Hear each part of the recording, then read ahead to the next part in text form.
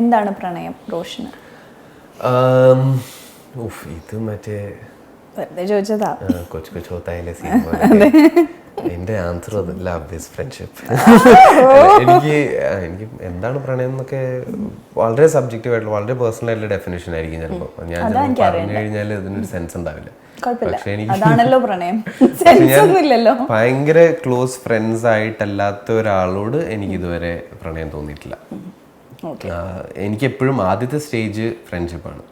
അങ്ങനെ നിന്നാണ് ചിലപ്പോൾ അത് കാരണം പ്രശ്നങ്ങൾ ഉണ്ടായിട്ടുണ്ട്, ഉണ്ടാവാം. പിന്നെ നമുക്കൊരു ഗ്രൂപ്പ് ഓഫ് ഫ്രണ്ട്സ് ഉണ്ടാവും ചിലപ്പോൾ ഇതിന് ചുറ്റും. അപ്പൊ നമ്മുടെ ഇക്വേഷൻ മാറുന്നതനുസരിച്ച് അവരുടെ എല്ലാവരുടെ ഇക്വേഷൻ മാറും. പക്ഷെ it always starts with friendship for me. അങ്ങനെ ഒരാളെ അല്ലാണ്ട് കണ്ടിട്ട് ലവ് അറ്റ് ഫസ്റ്റ് ആയിട്ടൊന്നും എക്സ്പീരിയൻസ് ചെയ്തിട്ടേ ഇല്ല.